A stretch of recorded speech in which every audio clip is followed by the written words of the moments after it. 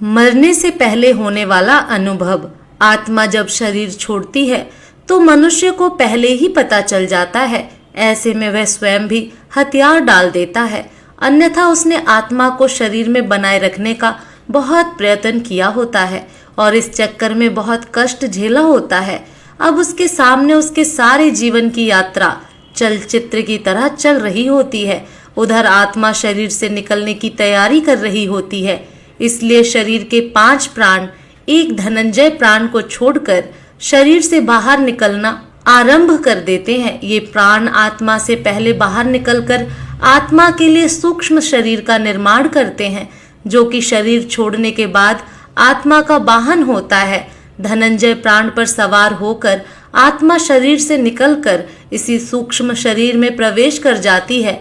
बहरहाल अभी आत्मा शरीर में ही होती है और दूसरे प्राण धीरे धीरे शरीर से बाहर निकल रहे होते हैं कि व्यक्ति को पता चल जाता है। उसे बेचैनी होने लगती है, घबराहट होने लगती है, सारा शरीर फटने लगता है, खून की गति धीमी होने लगती है, सांस उखड़ने लगती है, बाहर के द्वार बंद होने लगते हैं, अर्थात अब चेतना लुप्त होने लगती है और मूर्छा आने लगती है।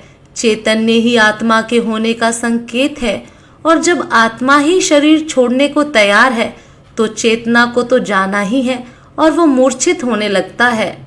बुद्धि समाप्त हो जाती है और किसी अनजाने लोक में प्रवेश की अनुभूति होने लगती है।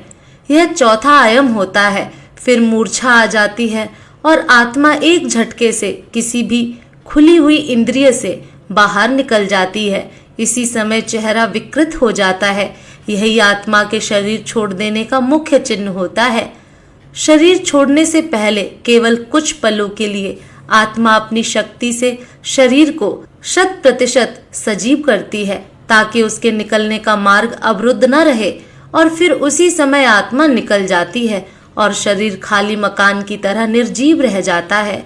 इससे पहले घर के आसपास कुत्ते बिल्ली के रोने की आवाजें आती हैं। इन पशुओं की आंखें अत्यधिक चमकीली होती हैं, जिससे ये रात के अंधेरे में तो क्या सूक्ष्म शरीरधारी आत्माओं को भी देख लेते हैं। जब किसी व्यक्ति की आत्मा शरीर छोड़ने को तैयार होती है तो उसके अपने सगे संबंधी जो मृत आत्माओं के रूप में होते हैं उसे लेने आते हैं और व्यक्ति उन्हें यमदूत समझता है और कुत्ते बिल्ली उन्हें साधारण जीवित मनुष्य ही समझते हैं और अनजान होने की वजह से उन्हें देखकर रोते हैं और कभी कभी भौंकते भी हैं।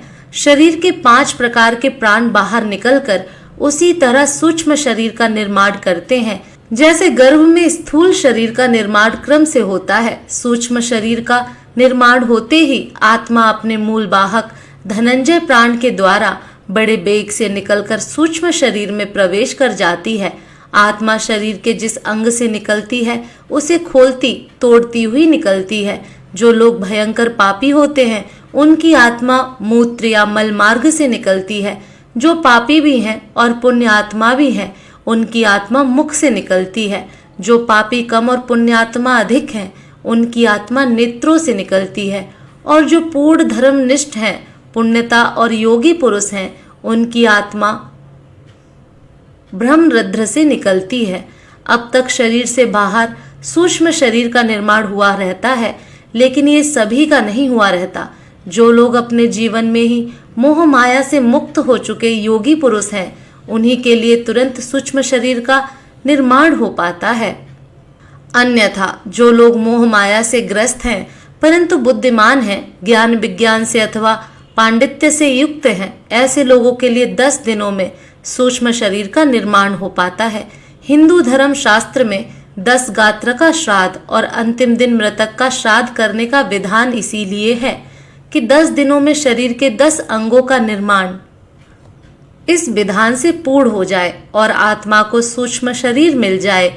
ऐसे में जब 10 गात्र का श्राद्ध पूर्ण नहीं होता और सूक्ष्म शरीर तैयार नहीं हो जाता, आत्मा प्रेत शरीर में निवास करती है।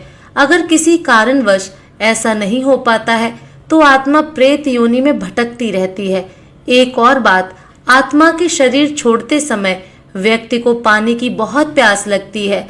शरीर से प्राण निकलते समय कंठ सूखने लगता है, हृदय सूखता जाता है और इससे नाभि जलने लगती है, लेकिन कंठ अवरुद्ध होने से पानी पिया नहीं जाता और ऐसी ही स्थिति में आत्मा शरीर छोड़ देती है। प्यास अधूरी रह जाती है। इसलिए अंतिम समय में मुख में गंगा जल डालने का विधान है। इसके बाद आत्मा का अगला पड़ाव होता है शमशान का पीपल। यहाँ आत्मा के लिए यमघंट बांधा होता है जिसमें पानी होता है। यहाँ प्यासी आत्मा यमघंट से पानी पीती है जो उसके लिए अमृत तुल्य होता है। इस पानी से आत्मा तृप्ति का अनुभव करती है। हिंदू धर्म शास्त्रों में विधान है कि मृतक के लिए यह सब करना होता है ताकि उसकी आत्मा को शांति मिले।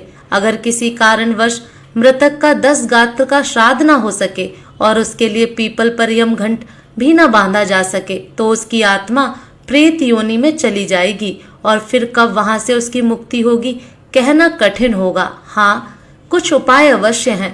पहला तो यह कि किसी के देहवासन होने के समय से लेकर 13 दिन तक निरंतर भगवान के नामों का उच्च स्वर में जप अथवा कीर्तन किया जाए और जो संस्कार बताए गए हैं उनका पालन करने से मृतक भूत प्रेत की योनि नरक आदि में जाने से बच जाएगा। लेकिन यह करेगा कौन? यह संस्कारित परिजन, संतान, नातेदार ही कर सकते हैं। अन्यथा आजकल अनेक लोग केवल औपचारिकता निभाकर केवल दिखावा ही अधिक करते हैं। दूसरा उपाय कि मरने वाला व्यक्ति स्वयं भजनानंदी हो, भगवान का भक्त हो और अंतिम समय तक यथासंभव हरि स्मरण में रट रहा हो। तीसरा, भगवान के धामों में देह त्यागी हो अथवा दाह संस्कार काशी, वृंदावन या चारों धामों में से किसी में हुआ हो। स्वयं विचार करना चाहिए कि हम दूसरों के भरोसे रहें या अपना हित स्वयं साधें। जीवन बहुत अनमोल है, इसको व्यर्थ मत गवाएं। एक एक पल को सार्थक करें। हरि नाम का नित्य आश्रय लें। मन के दायरे से बाहर निकलकर सचेत होकर जीवन को जिए, ना कि मन के अधीन होकर। यह मानव शरीर बार बार नहीं मिलता। जीवन का एक एक पल जो जीवन का गुजर रहा है वह फिर वापस नहीं मिलेगा। इसमें जितना हो भगवान का स्मरण जप करते रहें। हर पल जो भी कर्म करो बहुत सोचकर करें, क्योंकि कर्म परछाई की तरह मनुष्य के साथ रहते हैं। इसलिए सदा शुभ कर्मों की शीतल छाया में रहें। वैसे भी कर्मों की ध्वनि शब्दों की ध्वनि से अधिक ऊंची होती है। अतः सदा कर्म सोच विचार कर करें। जिस प्रकार धनुष में से तीर छूट जाने के बाद वापस नहीं आता, इसी प्रकार जो कर्म आपसे हो गया वह उस पल का कर्म वापस नहीं होता, चाहे अच्छा हो या बुरा। इसलिए इससे पहले कि आत्मा इस शरीर को छोड़ जाए, शरीर में रहते हुए आत्मा को यानी स्वयं को जान ले और जितना अधिक हो सके मन से, वचन से, कर्म से भगवान श्री राम, श्री कृष्ण का ध्यान, चिंतन, जप, कीर्तन करते रहे। निरंतर स्मरण से हम यम पाश से तो बचेंगे ही बचेंगे, साथ ही हमें भगवत धाम भी प्राप्त हो सकेगा, जो कि जीवन का वास्तविक लक्ष्य है। इसलिए अच्छे कर्म करें, भगवान के नाम का जप करें। हरे कृष्ण, राधे राधे।